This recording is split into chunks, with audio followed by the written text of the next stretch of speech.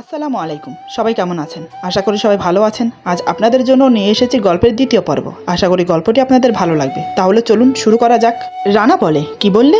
আমার ভিডিও বানিয়ে আমাকেই দেখাতে? তার আগে তুমি দেখো আমি তোমার সাথে কি করি। এই বলে হঠাৎ আমাকে জড়িয়ে ধরে কিস করতে যায়। আমি বললাম, এই কি করছো? তোমার শাস্তি এখনো পূর্ণ হয়নি, তাই আমার থেকে দূরে থাকো।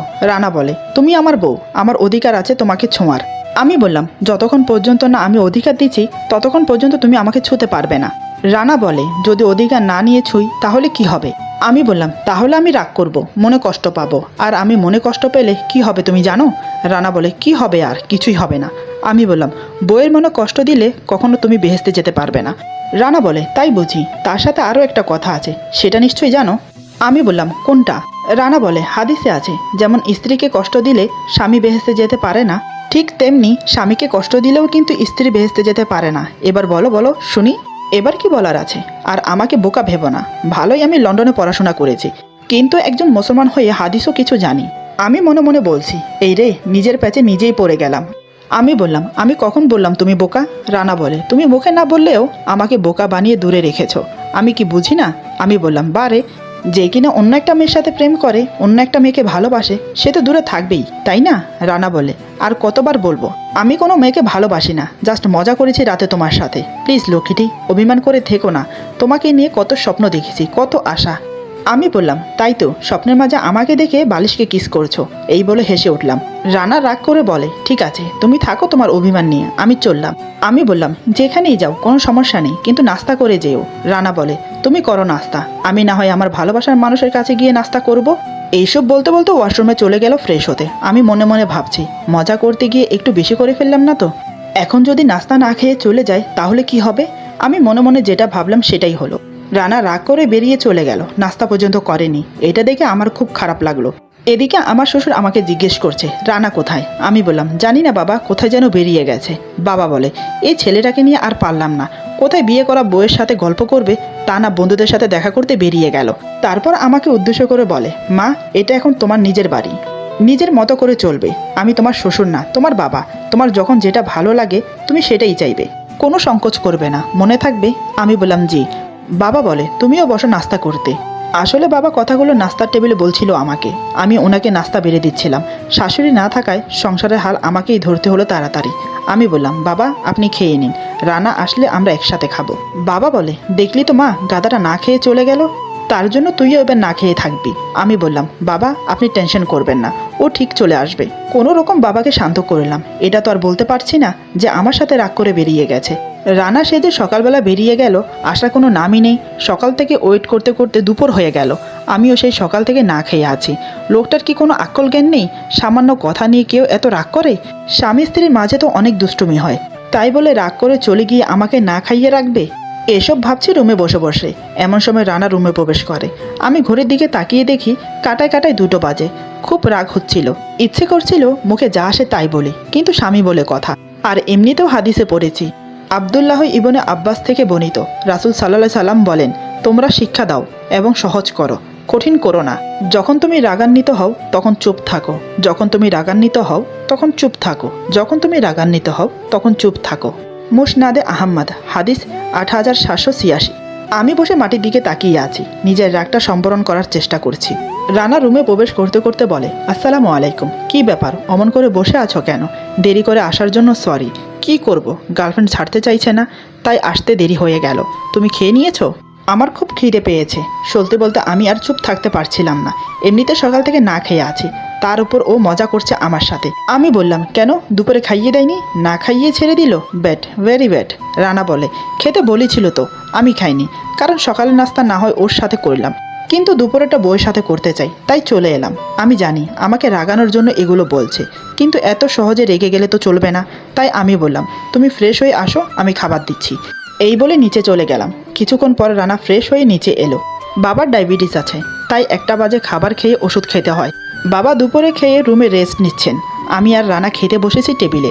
হঠাৎ কী মনে হতে বাবা নিচে নেমে এলো। রানাকে দেখে বলল, তোর এখন আসার সময় হলো? সারাদিন কোথায় ছিলি? রানা বলে, কোথায় যাব, বন্ধুদের সাথে একটু আড্ডা দিচ্ছিলাম। বাবা বলে, সকালে নাস্তা পর্যন্ত করে যাসনি? তোর জন্য বোমা না খেয়ে আছে। আর তোর কি আক্কেল জ্ঞান নেই? ঘরে নতুন বউ রেখে কেউ বাইরে ঘুরতে যায়?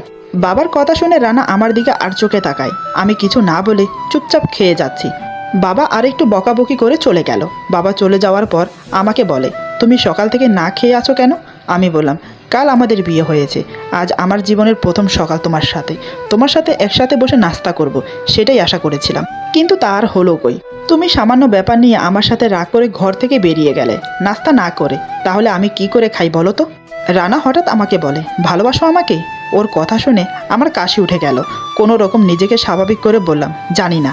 রানা বলে, সরি, আমার জন্য তোমাকে না খেয়ে থাকতে হলো। আমি বললাম, এখানে সরি বলার কি আছে? আচ্ছা, বাবার সাথে মিথ্যে বললে কেন? রানা বলে, কোন বিষয়ে? আমি বললাম, এই যে তুমি বলে বন্ধুদের সাথে আড্ডা দিচ্ছিলে। রানা বলে, যা সত্য তাই বললাম, মিথ্যে কেন বলবো? আমি তো সকাল থেকেই বন্ধুদের সাথে ছিলাম। আমি বললাম, তাহলে আমাকে কেন বললে গার্লফ্রেন্ডের সাথে ছিলে?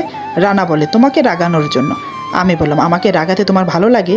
রানা বলে, ভালো লাগে না, বাট মজা লাগে। কি করব, সত্যি কথা বললে তুমি বিশ্বাস করতে চাও না, আর মিথ্যা কথা বললেই তুমি সেটা বিশ্বাস করে নাও। কাল রাত্রে সামান্য একটু মজার জন্য আমাকে পুরো রাত সোফাতে শুইয়েছ। স্বামী স্ত্রীর মাঝে কি দুষ্টুমি করা যায় না? আমি না হয় একটু দুষ্টুমি করলাম তোমার সাথে, তাই বলে বাসর রাতটা মাটি করে দেবে? মানুষ কত অপেক্ষা করে সেই রাতের জন্য, তুমি জানো? আমিও করেছিলাম। থাক, তোমাকে বলে আর লাভ কি হবে? তুমি যদি বুঝতে তাহলে আর কাল রাতে এমন করতে না। জানো, আজ যখন বন্ধুদের সাথে সাক্ষাৎ করতে গিয়েছিলাম তখন সবাই আমাকে ঘিরে ধরেছিল। কাল রাত আমার কেমন গেল, আমি আমার বউয়ের সাথে কতটা এনজয় করেছি, আমি কিছুই বলতে পারিনি, কারণ তোমার আমার মাঝে তেমন কিছুই হয়নি। ব্যাস, সামান্য একটু মজার জন্য দুজন আলাদা ঘুমিয়েছি। আমি মাথা নিচু করে সব কথা শুনে যাচ্ছি। মনে মনে নিজেকে অপরাধী মনে হলো। মানলাম, ও আমার সাথে মজা করেছে, কিন্তু আমার এমনটা করা উচিত হয়নি কাল রাত্রে। ওকে কি বলবো, এই রাতটা নিয়ে তো আমারও অনেক স্বপ্ন ছিল। আমার বোঝা উচিত ছিল, স্বামী স্ত্রীর সাথে মজা করবে না তো কে করবে? আমি আমার নিজের সীমা লঙ্ঘন করে ফেলেছি। কাল আমাদের বিয়ে হয়েছে, কাল রাতে এতটা রিয়েক্ট করা আমার উচিত হয়নি। আমি মাথা নিচু রেখেই বললাম, সরি, আমাকে ক্ষমা করে দাও, আমার উচিত হয়নি এমনটা করা। আরেকটা কথা, স্বামী স্ত্রীর মাঝে অনেক কিছুই হয়, ভালো মন্দ, রোমান্টিক কিছু, আদর, ভালোবাসা, মহাব্বত, এসব স্বামী স্ত্রীর সম্পদ, তা বাইরের কাউকে বলা ঠিক না, তাতে করে আল্লাহ অসন্তুষ্ট হন। হাদিসেও আছে এই কথাটা, স্বামী স্ত্রীর ব্যক্তিগত কোনো কথা বাইরে প্রকাশ করা হাদিসে কড়াভাবে নিষেধ করা আছে। আমার কথা শেষ হতে হতে রানার খাবার শেষ হয়ে গেল। সে প্লেট ছেড়ে উঠে বলে, মনে থাকবে, কাকে কি বলবো, তেমন কিছুই হয়নি বলার মতো, এই বলে চলে গেল। বুঝতে পারলাম খুব অভিমান করে আছে। আমি আর পেছন থেকে কিছু বললাম না। খাওয়া শেষ করে হাত ধুয়ে উপরে চলে গেল। বাবার রুম আর আমাদের রুম দোতলায়, নিচে অনেকগুলো ঘর আছে গেস্টের জন্য। দোতলাতে মোট 5টা ঘর। পশ্চিম পাশের ঘরটাতে বাবা থাকে, আর পূর্ব পাশের ঘরটাতে আমরা থাকি। মাঝখানে 3টা রুম খালি থাকে। খালি থাকে বলতে, একটা রুমে বাবা অফিসের কাজ করে, আরেকটা রুমে লাইব্রেরির মতো বানিয়ে রেখেছে, অন্য একটা আসবাবপত্র দিয়ে সাজানো শুধু। এমনিতে সেখানে কেউ থাকে না। আমি খাবার শেষ করে টেবিল গুছিয়ে রুমে চলে গেলাম। রুমে এসে দেখি রানা ঘুমিয়ে পড়েছে। হয়তো সোফাতে রাতে ভালো করে ঘুমোতে পারিনি, তাই আমি আর ডাকলাম না। আমি চুপটি করে সোফাতে গিয়ে শুয়ে পড়ি, কারণ এই সময়টাতে কিছু করার ছিল না। বসে যে কারোর সাথে আড্ডা দেব তেমন কেউ নেই। দুপুরের টাইম, সবাই খাওয়া দাওয়া কমপ্লিট করে যার যার রুমে চলে যায় রেস্ট করতে। আমার বিকেলের ঘুমানোর অভ্যাস নেই। চাচার ওখানে থাকার সময় দুপুরে খাওয়া দাওয়া করে শুয়ে শুয়ে বই পড়তাম, কিন্তু এখানে তো কোনো বই নেই আমার কাছে, তাই শুয়ে রইলাম। এপাশ ওপাশ করছি, কিন্তু ঘুম আসছে না। আর এদিকে রানা গভীর ঘুমে মগ্ন, কোনো হোশ নেই ওর। এখন যদি ওকে কেউ উঠিয়ে পানিতেও ফেলে দেয় তারপরও মনে হয় ওর ঘুম ভাঙবে না। চেয়ে রইলাম ওর দিকে আর ভাবছি নিজের নিয়তির কথা, কোথায় ছিলাম, কোথায় এসেছি। চাচা চাচিকে ভুল বুঝেছি। ভেবেছিলাম তারা নিজের স্বার্থের জন্য আমাকে বিক্রি করে দিয়েছে। ভেবেছিলাম আমার স্বামী খারাপ হবে হয়তো, তাই আমার মতো গরিবের মেয়েকে বিয়ে করাচ্ছে। হয়তোবা আমার শ্বশুর ভালো মানুষ না, আরও নানান রকমের অনেক খারাপ কথা মনে এসেছে তাদের প্রতি। সত্যি, একটা মানুষের বাইরের দিকটা দেখে আমরা বিচার করি, তাদের ভেতরেরটা দেখতে চাই না। কারো ব্যাপারে ভালো করে না জেনে বাজে মন্তব্য করে বসি। যেমন আমি ভুল করে নেগেটিভ ভেবেছি, এই বাড়িতে এসে আমার ধারণাটা ভুল প্রমাণিত হলো। আমার শ্বশুর, আমার স্বামী অন্তত ভালো মানুষ, সেটাই প্রমাণ পেলাম এই দুদিনে। রানা, সে অনেক ভালো। কাল রাতে সে ইচ্ছে করলে আমাকে জোর করে নিজের কাছে নিতে পারত, কিন্তু সে সেটা করেনি। শুধু দূরে বসে নিজের ভালোবাসাটাই ইজাহার করে গেল। এটাকেই বলে রেসপেক্ট, সম্মান। সত্যি কি আমি এত ভাগ্যবতী? আল্লাহ আমার কপাল এত সুখ লিখে রেখেছেন। নানান কথা ভাবতে ভাবতে কখন যে চোখ লেগে এসেছিল বুঝতেই পারিনি। ঘুম ভাঙলো কারোর হাতের ছোঁয়াতে। আমি চোখ মেলে চোখের সামনে রানাকে দেখে ধরপড় করে উঠে বসি। আমি বললাম, সরি, কখন যে চোখ লেগে গিয়েছিল বলতে পারি না। তুমি কফি খাবে? আমি এখন নিয়ে আসছি। আমাকে এতটা উত্তেজিত দেখে রানা বলে, আরে আরে রিল্যাক্স, এত ব্যস্ত হইও না। আগে একটু শান্ত হয়ে বসো, তারপর না হয় কফির জন্য যেও। ওর কথাগুলো শুনতে শুনতে ঘড়ির দিকে দেখলাম 6:30 বাজে। তার মানে আমি পাক্কা 3 ঘন্টা ঘুমিয়েছি। যে মানুষটা দিনে কোনোদিন ঘুম যায় না, তার আজ চোখে ঘুম এলো কি করে, সেটাই ভাবছি। আমাকে চুপ দেখে রানা বলে, কি ব্যাপার, কি ভাবছো? আমি বললাম, কিছু না। তুমি কখন উঠেছো? রানা বলে, এই তো আধা ঘন্টা হলো উঠেছি। আমি বললাম, তাহলে আমাকে ডাকলে না কেন? রানা মনে মনে বলে, এই তো সুযোগ কাল রাতে শোধ নেওয়ার। রানা বলে, কি করে ডাকি বলো? তুমি যেভাবে নাক ডেকে ঘুমাচ্ছিলে, তাই ভয়ে ডাকতে পারলাম না। আর দেখো, আমার ঘুমও ভেঙে গেল তোমার নাক ডাক শুনে। আমি ভুরু কুঁচকে বললাম, কি বললে তুমি? আমি নাক ডাকি? বললেই হলো। আমি খুব ভালো করেই জানি আমি নাক ডাকি না। তুমি আমার সাথে মজা করছো। রানা বলে, আচ্ছা তুমি আমাকে একটা কথা বলো তো, হাতি কখনো নিজের শরীর দেখতে পারে? আমি বললাম, না, কিন্তু নাক ডাকার সাথে তার তুলনা কি? রানা বলে, তুলনা আছে বটে। এবার এটা বলো তো, কেন দেখতে পারে না হাতি তার নিজের শরীর? আমি বললাম, হাতির কান অনেক বড়, তাই কানের জন্য নিজের শরীর কখনোই দেখতে পারে না। রানা বলে, একদম ঠিক বলেছ। হাতি যেমন কানের জন্য তার নিজের শরীর দেখতে পারে না, ঠিক তেমনি তুমি ঘুমিয়ে থেকে নাক ডাকলে ঘুমের ভেতর থেকে কিভাবে বুঝবে? তুমি তো আর জেগে জেগে নাক ডাকছো না যে তুমি বুঝতে পারবে তুমি নাক ডাকছো। কিন্তু যারা তোমার আশেপাশে থাকবে তারা নিশ্চয়ই জানবে তুমি নাক ডাকছো, যেমন আমি ছিলাম তোমার পাশে। আমি মুখটা গম্ভীর করে বললাম, আমার পাশে ছিলে না, খাটে ছিলে। রানা বলে, ওই হলো, খাটে আর পাশে একই তো হলো। আমি বললাম, তুমি এখনো মজা করছো আমার সাথে, তাই না? রানা আমার মুখের কাছে মুখ এনে বলে, কেন বলবো? আমি মজা করছি না সত্যি বলছি? এই বলে আলতো করে আমার নাকে একটা টোকা মারে। তারপর সোফায় বসতে বসতে বলে, ঘুমের লেশ কেটে গিয়ে থাকলে যাও কফি নিয়ে আসো দুজনের জন্য। আমি কিছুক্ষণ ওর দিকে তাকিয়ে রইলাম, তারপর চলে গেলাম কফি বানাতে। আমাকে চলে যেতে দেখে রানা মিটমিট হাসছে আর মনে মনে বলছে, বেশ বোকা বানিয়েছি, আমাকে কাল রাতে ভালোবাসতে না দেওয়ার শাস্তি। এদিকে আমি কফি বানাতে বানাতে ভাবছি, সত্যিই কি আমি নাক ডাকি, নাকি রানা আমার সাথে মজা করছে? আমি যদি নাক ডাকি, কই কখনো তো আমার চাচি আম্মা নয়তোবা চাচা কোনোদিন বলেনি। না, নির্ঘাত আমাকে বোকা বানাচ্ছে রানা। দাঁড়াও, আমাকে বোকা বানাচ্ছ তাই না? এবার দেখো মজা। এই ভেবে 2 কাপ কফি বানিয়ে ওর কাছে গেলাম, ওর কফিটা ওর হাতে দিয়ে সোফায় ওর পাশে বসলাম। আমি নিশ্চিন্তে বসে কফি খাচ্ছি আর ওর দিকে দেখছি। কফি খেয়ে কেমন প্রতিক্রিয়া ফুটে ওঠে ওর মুখে সেটাই। কফিতে এক চুমুক দিয়ে মুখটা কেমন যেন করে নিল রানা। সে যেন বুঝতে পারছে না কফিতে কি মিশানো আছে। আবার এক চুমুক নিল, এইবার বুঝতে পারলো কফিতে কি মিশানো আছে। রানা কিছু বলার আগে আমি বললাম, কফি কেমন হয়েছে বললে না তো? রানা বলে, ইচ্ছে করে কফিতে লবণ আর মরিচ মিশিয়েছ তাই তো? তা কেন এমন করলে? আমি একটু মুচকি হেসে বললাম, একটু আগে আমাকে বোকা বানানোর উপহার। কেন, তোমার পছন্দ হয়নি? রানা অভিমান করে বলে, পছন্দ না হওয়ার কি আছে? তুমিই তো বানিয়েছ আমার জন্য, তাও আবার এত কষ্ট করে। না খেয়ে উপায় আছে? এই বলে রানা সেটা খেতে লাগলো। কোথায় ভাবলাম সে আমার সাথে রাগারাগি করবে, তা না উল্টো আমি বানিয়েছি বলে খাচ্ছে। ব্যাপারটা বেশ খারাপ লাগলো, তাই আমি বললাম, সরি, আমি ভেবেছিলাম তুমি। আমাকে কথাটা শেষ করতে দিল না। রানা বলে, তুমি ভেবেছিলে আমি রাগ করে কফিটা ফেলে দেব, নয়তোবা তোমার সাথে রাগারাগি করব। এখন তার কিছুই করছি না। দেখো, কথায় কথা রাগ করা নয়তোবা কোনো কিছুর উপর রাগ করা আমার অভ্যাস না। আমি বললাম, এমন করে বলছো কেন? সরি বললাম তো। রানা বলে, সরি বললে হবে না। আমি বললাম, কি করতে হবে? রানা বলে, কি করতে হবে সেটা রাতে বলবো, এখন না। আমি বললাম, কফিটা ফেলে দাও, ওটা খাবার যোগ্য না, আমি বরং তোমাকে নতুন করে বানিয়ে দিচ্ছি। রানা বলে, নতুন করে বানাতে হবে না, তুমি যদি কিছু মনে না করো তাহলে তোমার কাপ থেকে খেয়ে নেব। আমি বললাম, এমা না না, এটা তো ঝুটা হয়ে গেছে। আমি মুখ দিয়েছি।